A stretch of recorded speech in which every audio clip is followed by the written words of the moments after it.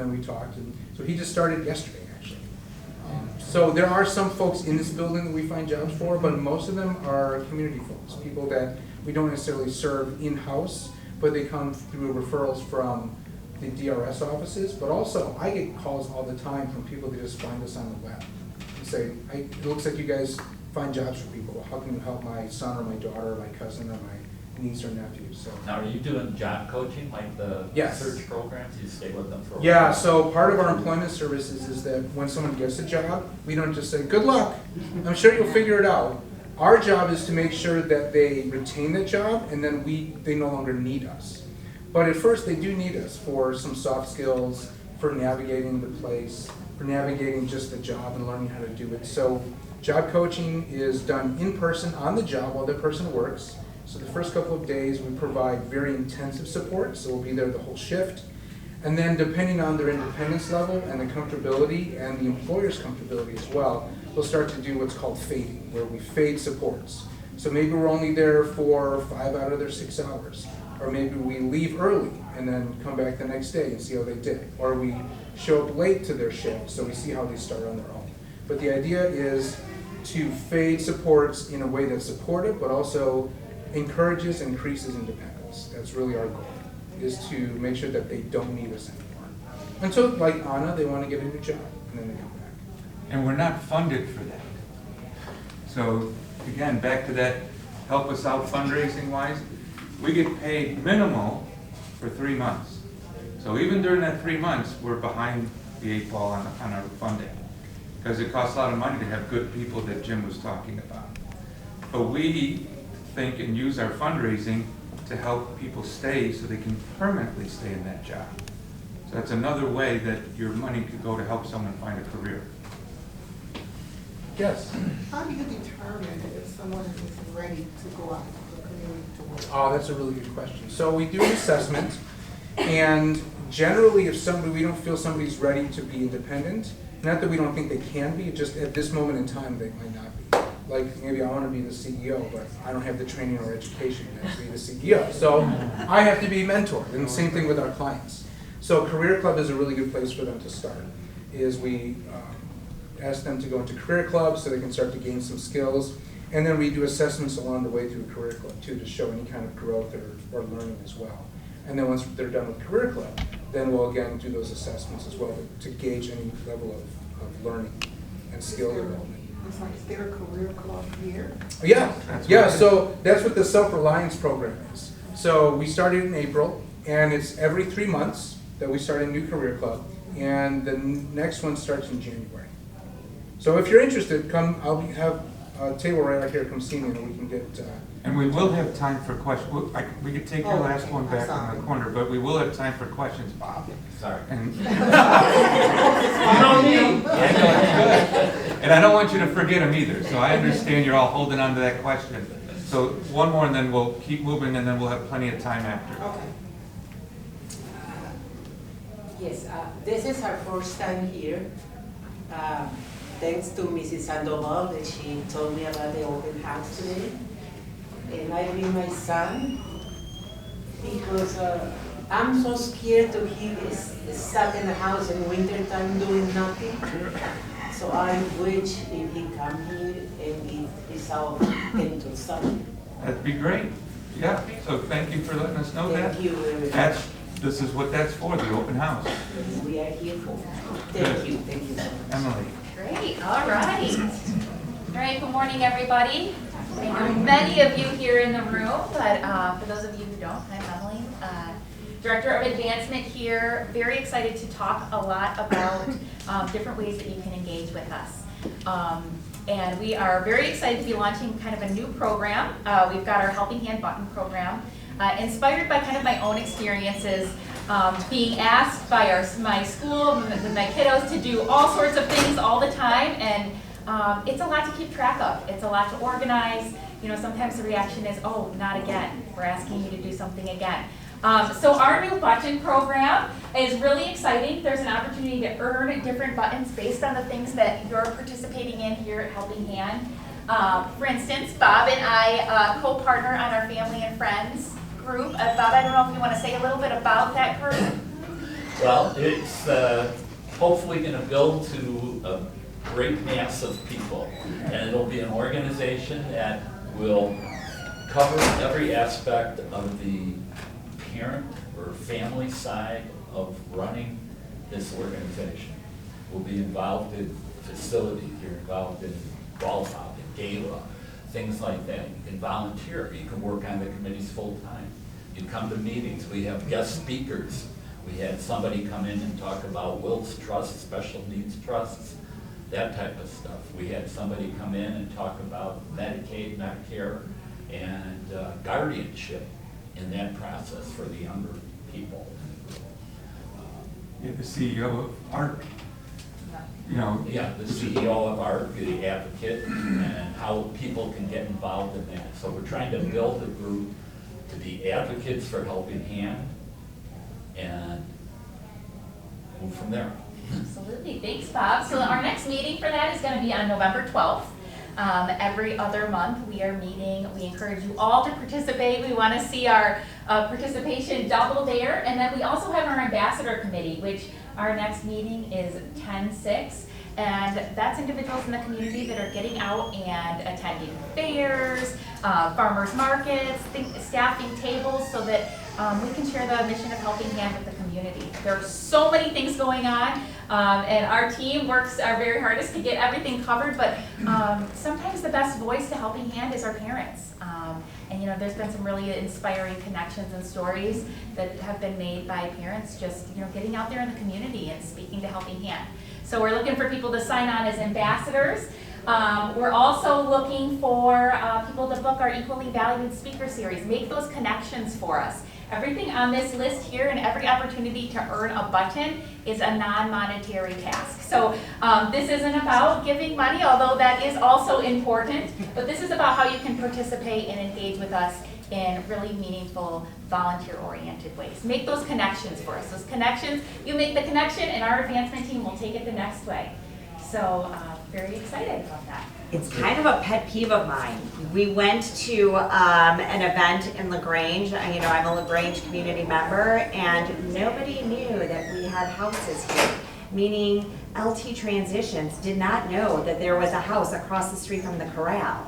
And so when they came over and we had 14 families come and 7 of them were on lists for other agencies, they were like, wait, I could live in the same community where my loved one is and do, you know, what the Ackermans do and like swing by and pick up Brian for lunch and bring him back. Like, we need your help in getting those messages across because, you know, we have a mighty team, but it's a small team. So the more people that are talking about employment services and day program and independent living services and the school, the more people know who we are and come to the agency, and we could provide the high quality of care that everybody deserves.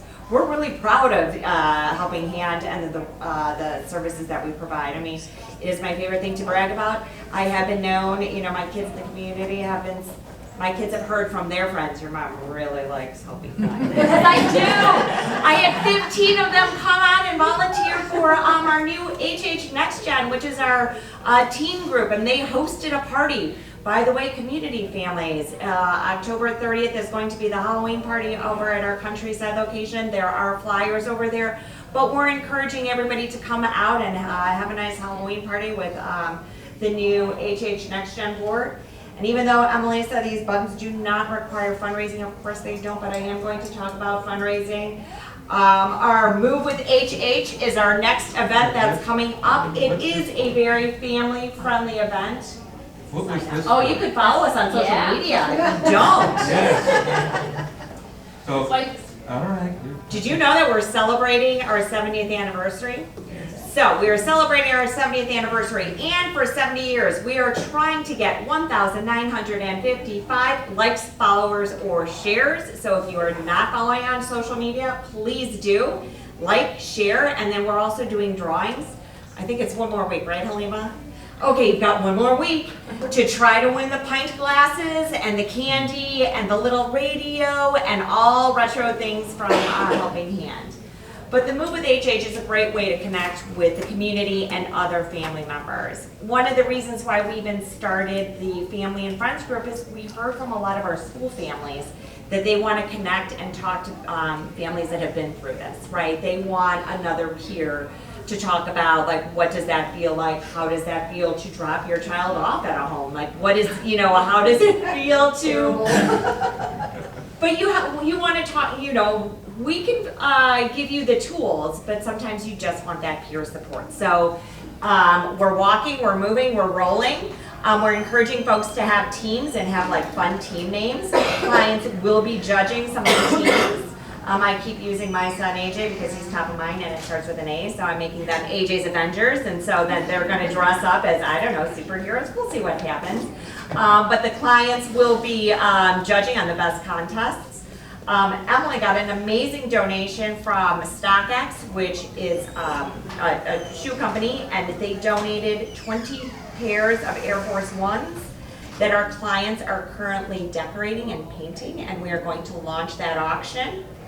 And in addition to that, they are also going to be promoting it on their Instagram, which is 3.9 million followers.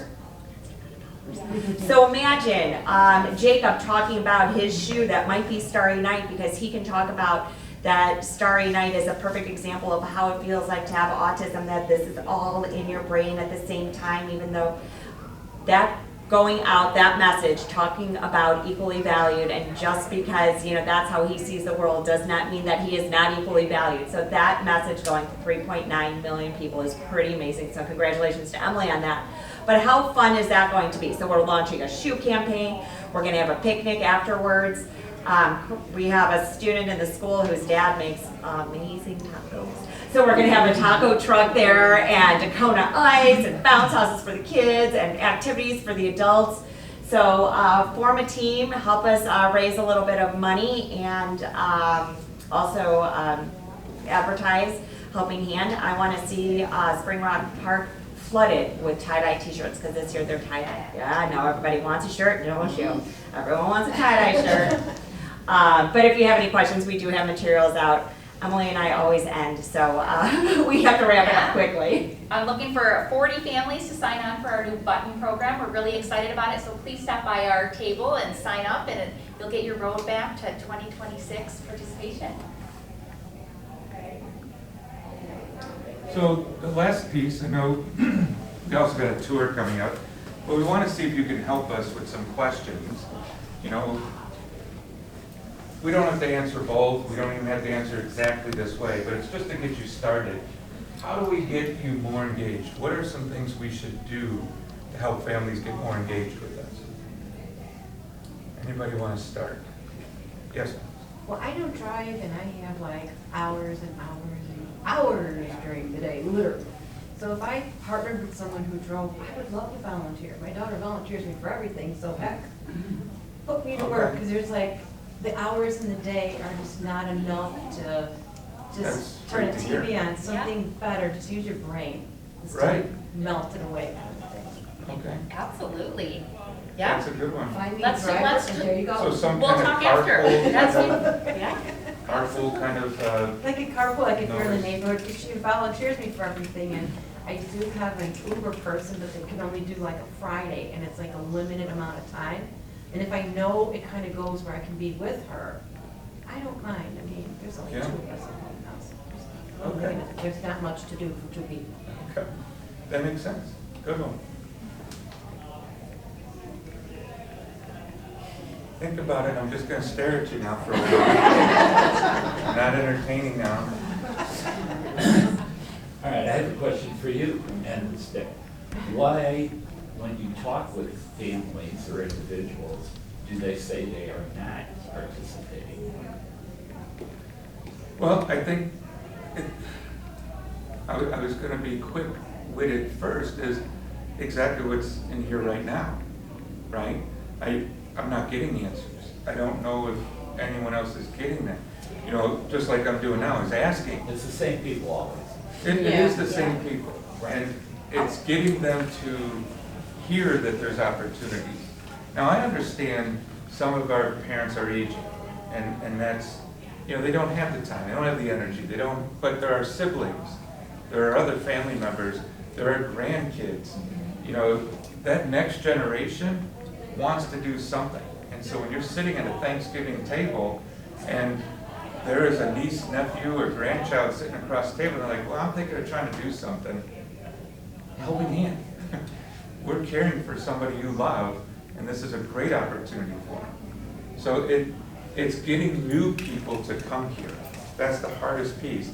Because if I can't get in front of somebody, I can't make a difference. I can't get them to understand. We're videotaping, so we want you to come here. I'll say, Bill, with the school, I think it creates an interesting dynamic because we work with districts, CPS being one of our biggest districts, and some of our families may live like an hour away from Helping Hand, and so it's harder for them, or they don't connect Helping Hand apart from their district. So I think there's some of that, just some more education around our needs and volunteering. Yeah, we may need better voices out there too. So some of you saying this place is great, and I'm really happy to be here. We got to connect you to Erica, so maybe she can do some short videos on that. Because I think there's a lot of people with, especially young people, well, I don't know, I'm going to say all people with disabilities, they're used to companies and schools saying all bad things about their kid. You did this wrong, she did this wrong, she's annoying me, she's doing this. And so parents want to go, if I didn't hear anything, then I'm okay. But we got to show them that that's not what we're about. We're bragging about how awesome they are. And we're helping them through their struggles. So then we can partner with them. And that's what that question is, you know, what kind of relationship do you have with Helping Hand? Do you feel like it's a good relationship?